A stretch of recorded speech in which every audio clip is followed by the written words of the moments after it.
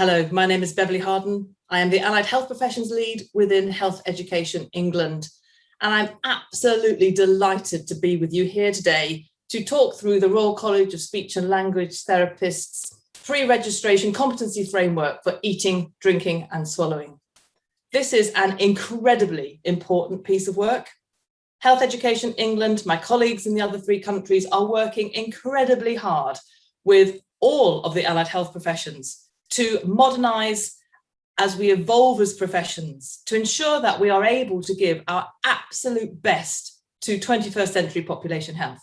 Us as allied health professions, you as speech and language therapists, the ability to embed eating, drinking and swallowing capability within the pre-registration curriculum for speech and language therapists is now. This is a once in a generational moment to continue to evolve the profession, but to lay a very, very important marker in the sand that says very, very clearly that the speech and language therapy profession not only is the champion and the expert in communication, but is the champion and the expert in the support and management of eating, drinking and swallowing. Such an important statement for the profession. It does not mean that one is more important than the other. It doesn't mean that we lose emphasis on one because we now have another focus in our world. It means that both are equally important.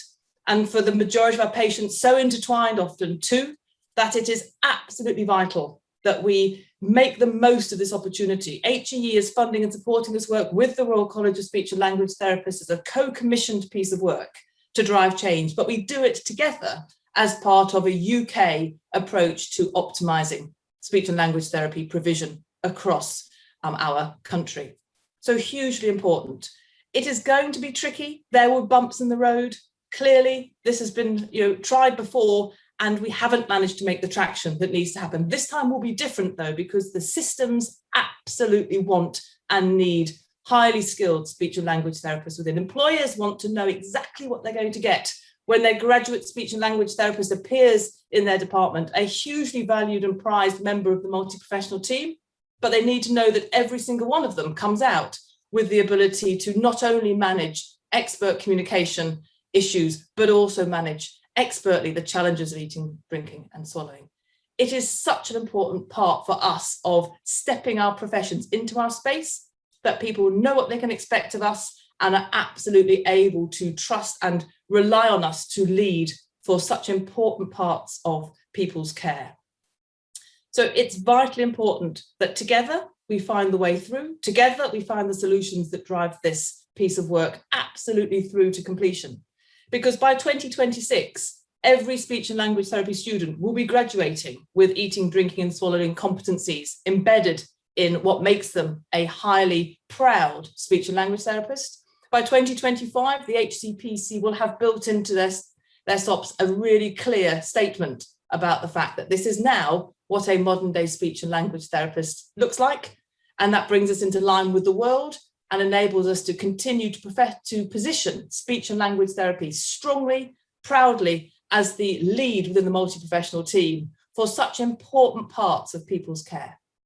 And the one thing that binds us all together and will help us through all of the bumps in the road that we will have as we work through the real challenge of implementing this work will be the fact that it could be our mum, it could be our loved one in that bed, and the care we offer that human being has to be timely. It has to be the fact that we meet that human in their hour of need and we are able to manage their care needs in that moment. And for speech and language therapy, that means you come to the bed of my beautiful mother and you are able to meet her needs, both from a communication perspective and from an eating, drinking and swallowing perspective. And it might be that for any of you, that is not your chosen field. You might be an expert in communication and think, ooh, I don't want to do that side of care. But for my mum, that is your skill set. That is your purpose on the planet. And that is absolutely our calling to make sure that your skills are available to people like my mother in that hospital bed so her needs are met in that moment. And the importance of communication and the importance of eating, drinking and swallowing can never be underestimated. So together, it is absolutely our role, our responsibility as leaders of 21st century healthcare to navigate the bumps, find a way through this, and together drive the speech and language therapy profession that we are proud of for the future of care.